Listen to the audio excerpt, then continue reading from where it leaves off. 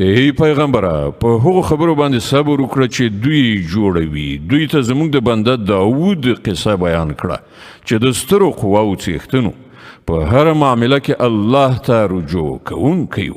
موږ له هغه سره غرونه تابع کړي وو چې سهار او ماښام له هغه سره پاکي بیانوله او الوتونکي به د هغه شاوخوا ته راغونډېدل او ټول د هغه تسبیح کولو ته متوجه کېدل. مونږ د هغه سلطنت محکم کړی و، هغه ته مو حکمت ورکړی و او د فیصله کوونکو خبرو صلاحیت مو ور په برخه کړی و. او تا ته د هغو مدیانو څه خبر رسېدلی دی چې پر دیوال راختلي د هغه حجرې ته ننوتلي وو.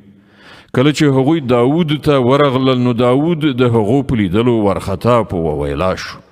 هغوی وویل مه ویرېږه، موږ د دعوا دوه لوري یو چې یوې پر بلې تیری کړی دی. ته زمونږ په منځ کې له حق سره سمه فیصله وکړه، بې انصافي مه کوه او موږ ته سمه لاره راوښیه. دا زما ورور دی، له ده سره 9 نوي میږې دي او له ما سره صرف یوه میږه ده. ده ماته وویل چې دغه یوه میږه هم ماته راوسپاره او ده په خبرو اترو کې مغلوب کړم. داود ځواب ورکړ دغه سړي له خپلو میږو سره ستا د میږې د یو ځای کولو په غوښتنه په رښتیا سره په تا ظلم وکړ. واقعیت دا دی چې زیاتره شریکان دي ځینې یو پر بل ظلمونه کوي. فقط همغه کسان له دې نه ژغورل شوي دي چې ایمان لري او ښه عملونه کوي او دغسې خلک بیخي لږ دي. د دغه خبرو په ترڅ کې داود پوه شو چې دا خو موږ په اصل کې پر ده ازمایښت کړی دی. نو هغه له خپل پروردګار نه بښنه وغوښتله او په سجده پرېوت او رجوع یې وکړه. حالا نو موږ د هغه قصور وباښه او په یقیني ډول زموږ په وړاندې د هغه لپاره د نږدېوالي مقام او غوره عاقبت دی.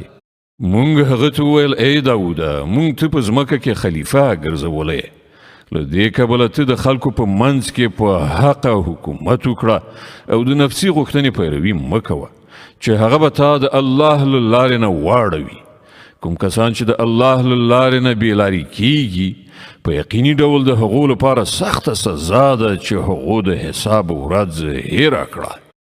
موږ دغه اسمان او ځمکه او دغه دنیا چې د هغو په منځ کې ده چټي نه ده پیدا کړې. دا خو د هغو خلکو ګمان دی چې کافر شوي دي او د دغسې کافرانو لپاره بربادي ده د دوزخ له اور څخه.